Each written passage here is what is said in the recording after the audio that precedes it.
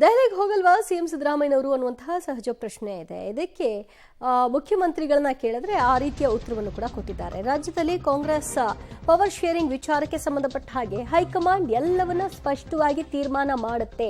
ಪದೇ ಪದೇ ಇದನ್ನ ಎಲ್ಲರೂ ಕೂಡ ಹೇಳ್ತಾ ಇದ್ದಾರೆ. ಯಾವುದೇ ಗೊಂದಲ ಇಲ್ಲ.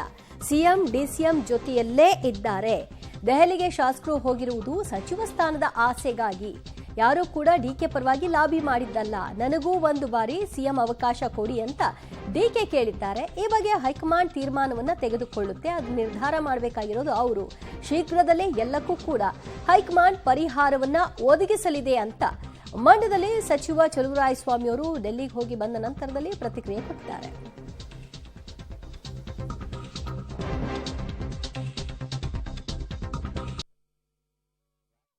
ಪಕ್ಷಗಳು ಅಂದರೆ ಸರ್ವೇ ಸಾಮಾನ್ಯ. ಈ ಥರದ ಚರ್ಚೆಗಳು ಇಲ್ಲದೆ ಇರತಕ್ಕಂಥದಕ್ಕೆ ಸಾಧ್ಯ ಇಲ್ಲ. ಸ್ವಾತಂತ್ರ್ಯದ ನಂತರ ಎಂತೆಂಥ ಸನ್ನಿವೇಶದಲ್ಲೂ ಸಹ ಇವೆಲ್ಲ ನಡೆದಿರ್ತಕ್ಕಂಥದ್ದನ್ನು ನೀವು ನೋಡಿದ್ದೀರ.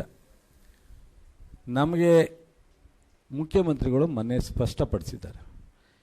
2.5 ವರ್ಷಕ್ಕೆ ಆಯಿತು ರೀಶಫಲ್ ಮಾಡಬೇಕು ಅಂತೇಳಿ ನಾನು ಹೈಕಮಾಂಡನ್ನು ಕೇಳಿದ್ದೀನಿ. ಹೈಕಮಾಂಡು 2.5 ವರ್ಷಕ್ಕೆ ಮಾಡೋಣ ಅಂತ ಹೇಳಿದರು. ಹಾಗಾಗಿ ನಾನು 2.5 ವರ್ಷಕ್ಕೆ ರೀಶಫಲ್ ಮಾಡೋಕ್ಕೆ ರೆಡಿಯಾಗಿದ್ದೀನಿ. ಹೈಕಮಾಂಡ್ ಅನುಮತಿ ತಗೊಂಡು ನಾನು ಮಾಡ್ತೀನಿ ಅಂತ ಹೇಳಿದ್ದಾರೆ. ಸೊ ಹೈಕಮಾಂಡು ನಿನ್ನೆ ನಮ್ಮ ಅಧ್ಯಕ್ಷರು ಸಹ, ಹೈಕಮಾಂಡ್ ಅಂತ ಅಂದರೆ ಅಧ್ಯಕ್ಷರ ನೇತೃತ್ವದಲ್ಲಿ ಒಂದು ನಮ್ಮ ರಾಜ್ಯಕ್ಕೆ ಒಬ್ಬ ಜನರಲ್ ಸೆಕ್ರೆಟರಿ ಇದ್ದಾರೆ, ಇಡೀ ರಾಷ್ಟ್ರಕ್ಕೆ ಅಡ್ಮಿನಿಸ್ಟ್ರೇಟಿವ್ ಜನರಲ್ ಸೆಕ್ರೆಟರಿ ಇದ್ದಾರೆ, ಜೊತೆಗೆ ನಮಗೆ ನಾಯಕರು ರಾಹುಲ್ ಗಾಂಧಿಯವರಿದ್ದಾರೆ. ಅವರು 4 ಜನ ಕೂತ್ಕೊಂಡು ತೀರ್ಮಾನ ಮಾಡಿ ಒಂದು